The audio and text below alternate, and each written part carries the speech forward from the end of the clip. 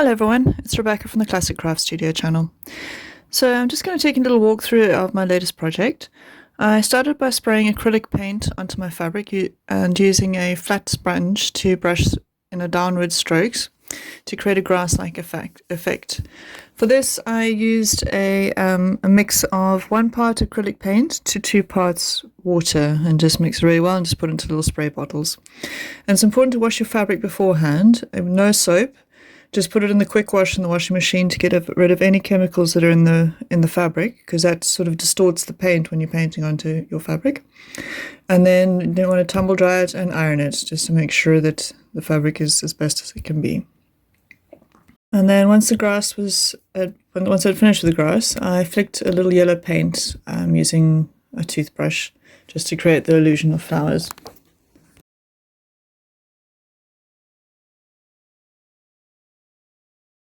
And next up, I used my small jelly plate to print some trees.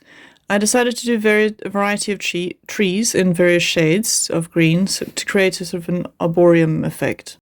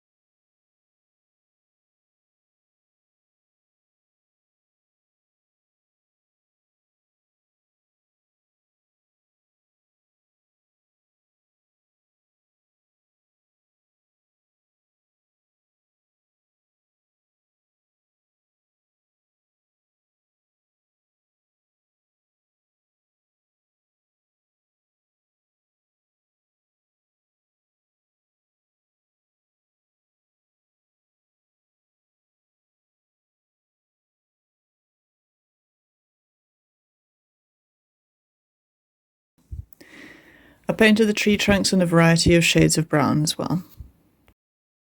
Then I ironed the background. It's important to iron your fabric after you finish printing and painting, even if you're not planning on washing it, because acrylic paint is made up of microparticles of plastic. So when you iron your fabric after you're painting and printing, it helps the paint to set into the fabric nicely and doesn't sit on top of the fabric. It helps it to sink in and makes a nice smooth surface to stitch on.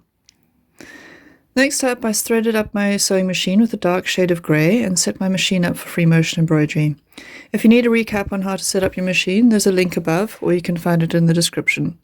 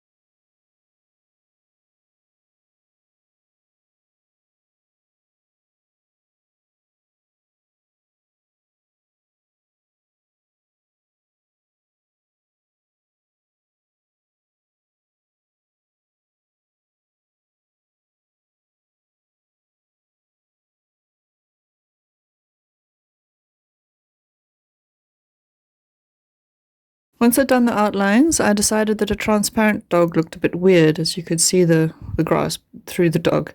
So I coloured in the dog with a slightly different shade of grey, still using the straight stitch.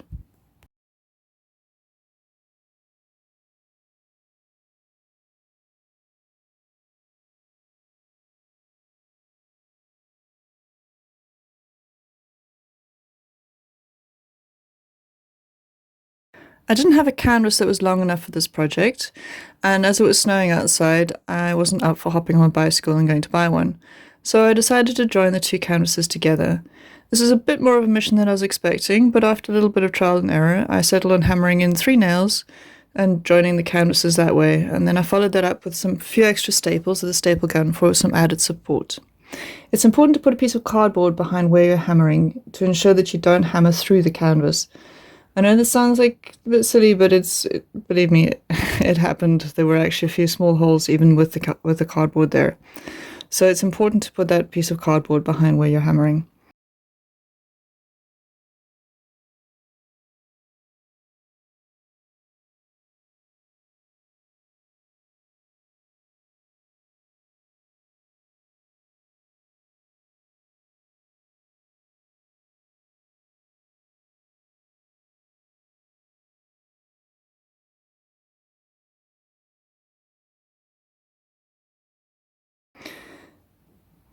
And then you want to staple your fabric onto your canvases. So you staple on opposite sides. In other words, you make sure that your fabric isn't exactly where it needs to be. Then you staple the one side, you pull it tight, and you staple the other side. So if you're doing left and right, and then you do top and bottom.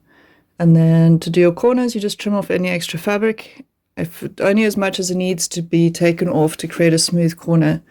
Make sure that you don't cut off too much, otherwise the cuts will be obvious on the front of your canvas.